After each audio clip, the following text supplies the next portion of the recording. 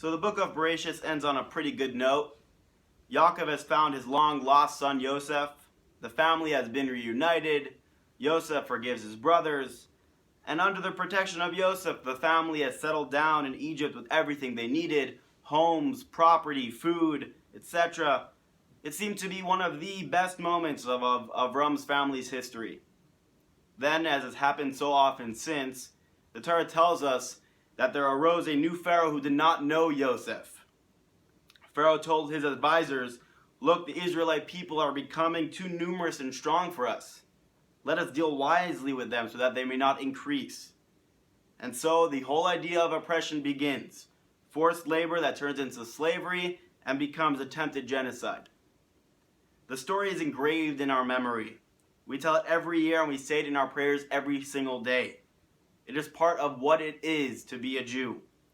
Yet there is one phrase that shines out from the narrative, and it's found in this week's portion, the portion of Shemos. The verse says, "But the more they were oppressed, the more they increased and the more they spread." That, no less than oppression itself, is part of what it means to be a Jew. The worse things get, the stronger we become. Jews are the people who not only survive, like we mentioned a few weeks ago, but thrive as well in adversity. Just take a look into our history and you'll see that it's after every tragedy that we begat new creativity. We became greater. In the Chinese language, the symbol, the character that they use for crisis, also means opportunity. Hebrew goes one better. The word for crisis, mashber, also means a childbirth chair, because we know that the pain of hard times, represented by the pain of a woman giving birth, is a sign that something new is being born. That is the mindset of a people of whom it can be said that the more they were oppressed, the more they increased and the more they spread. Where did this ability to turn weakness into strength, adversity into advantage, darkness into light come from? It goes back to the moment in which our people received its name, Israel. It was then, if you remember, as Yaakov wrestled alone at night with an angel, that at dawn, that as dawn broke, his adversary begged him to let him go. "I will not let you go until you bless me," said Yaakov. That is where we get it from.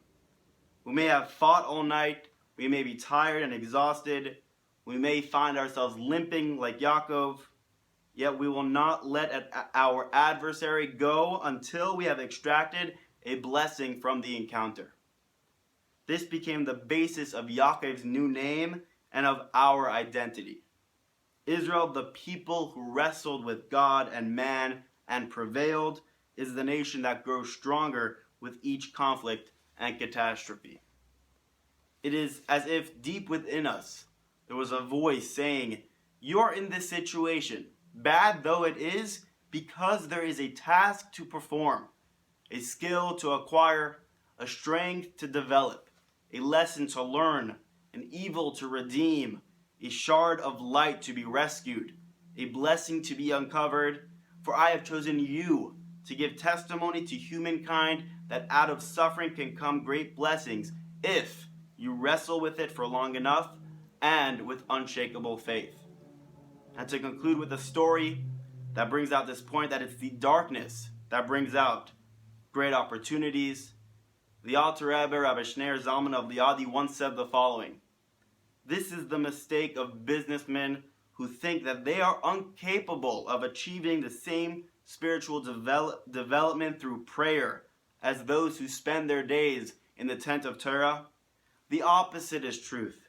Their prayer is even greater, since abundance of light is produced by the presence and challenge of darkness." Light needs darkness. If you haven't realized that yet, this is your wake-up call. We have darkness, I'm sure of that, so let's make it into light.